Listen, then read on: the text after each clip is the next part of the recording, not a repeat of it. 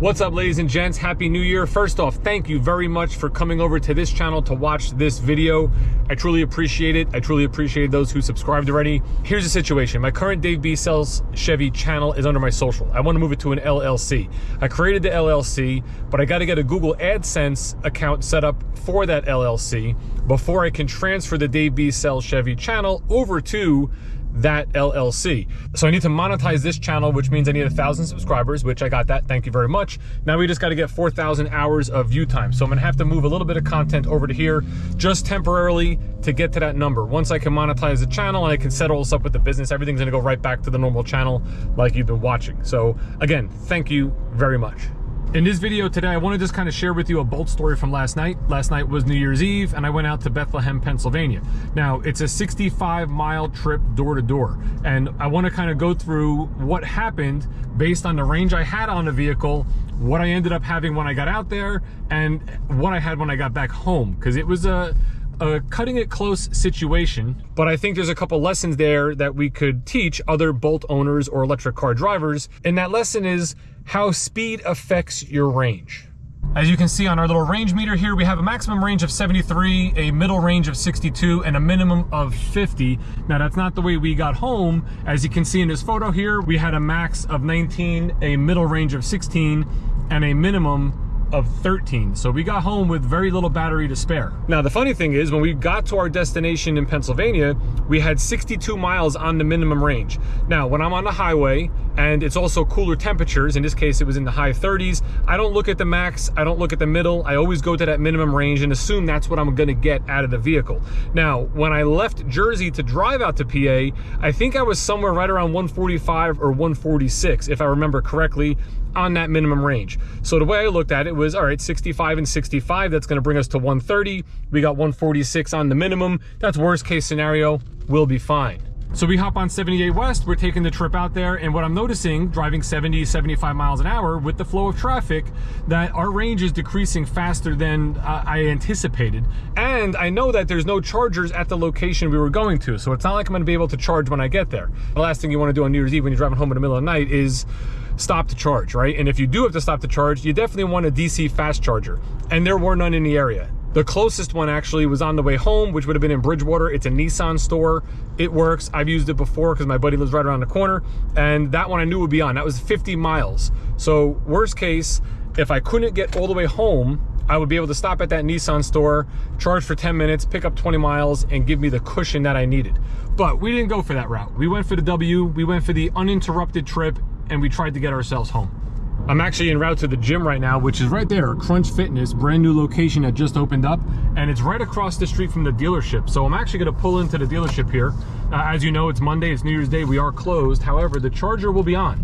So we're gonna plug it in and get some juice while we're over at the gym right across the street. Before I go into the gym though, I wanna kind of go over these numbers with you. It's gonna be a lot easier to do while I'm not driving. And I wanna kind of explain to you how we made out on this journey.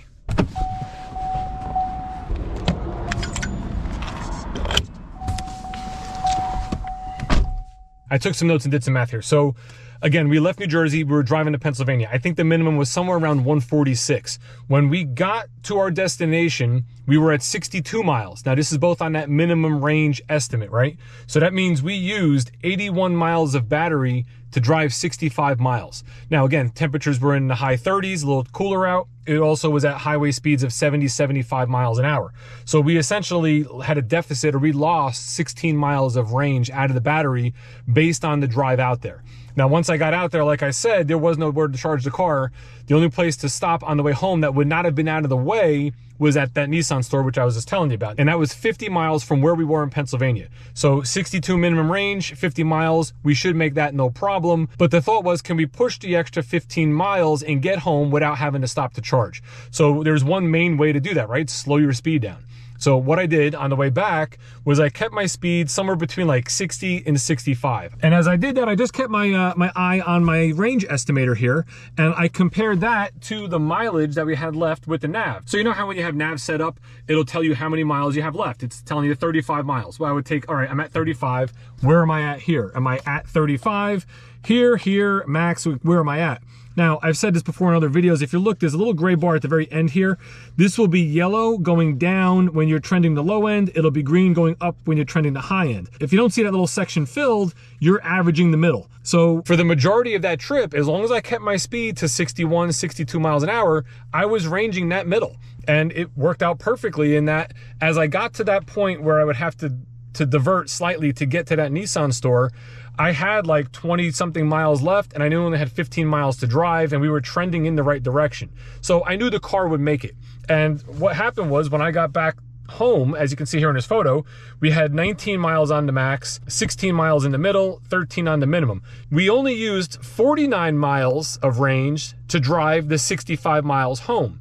So we actually picked up 16 miles, which means just based on really speed alone, we had a 32-mile swing driving the electric car.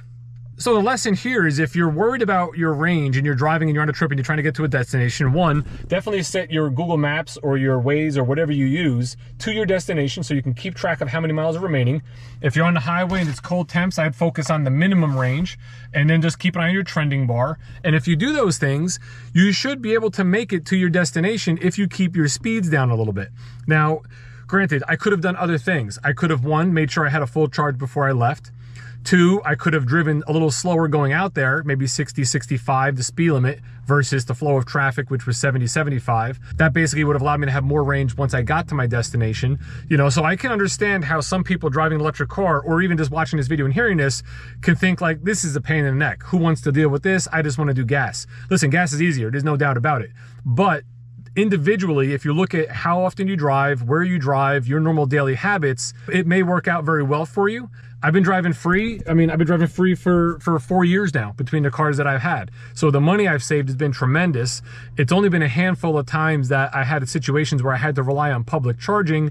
And I got so used to driving this vehicle that I truly know how the vehicle handles and I can adapt my driving style to meet the need of range should I get to that point. I hope some of this made some sort of sense. If you have any questions, put it down in the comments. Again, thank you very much for watching at this channel. If you're not subscribed and you want to subscribe, truly would appreciate it. This channel is going to have future content, which will be probably completely different than the car content. But if you're interested and you want to hang around, that'd be cool.